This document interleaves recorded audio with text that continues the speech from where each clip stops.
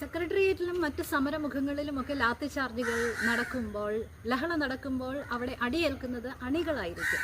ഇവരുടെ എല്ലാം നേതാക്കന്മാർ മിക്കപേരും സുരക്ഷിതമായ സ്ഥാനങ്ങളിൽ മന്ത്രിമന്ദിരങ്ങളിലോ അല്ലെങ്കിൽ AC കാറുകളിലോ ഒക്കെ ആയിരിക്കും. അണികളാണ് അവിടെ കഷ്ടതയേൽക്കുന്നത്. എന്നാൽ ഇവിടെ ഒരു നേതാവിനെ പരിചയപ്പെടുത്തുന്നു. ദൈവവചനമായ വിശുദ്ധ ബൈബിൾ ഇങ്ങനെ പറയുന്നു: തൻ്റെ ജനത്തിന് മുൻപായി പുറപ്പെടുന്ന ദൈവം. നമ്മുടെ കർത്താവായ യേശുക്രിസ്തു ഏതെങ്കിലും പ്രശ്നം കണ്ട് മാറി ഒളിച്ചിരിക്കുന്നവനല്ല, തൻ്റെ ജനത്തെ വിട്ടുകൊടുക്കുന്നവനല്ല, പകരം ആ ജനത്തിൻ്റെ മുൻപായി പുറപ്പെടുന്നവനാണ്.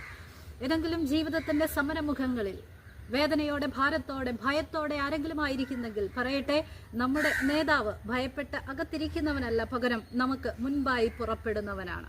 നമുക്ക് മുൻപായി പുറപ്പെട്ട് താമ്ര കതകുകളെ ഉടച്ച് ഇരുമ്പോടാമ്പലുകളെ തകർത്ത് നമുക്ക് വേണ്ടി പാതയൊരുക്കാൻ കഴിവുള്ളവനാണ് നമ്മുടെ ദൈവം. ഈ ദൈവത്തിൽ നമുക്ക് ആശ്രയിക്കാം. God bless you.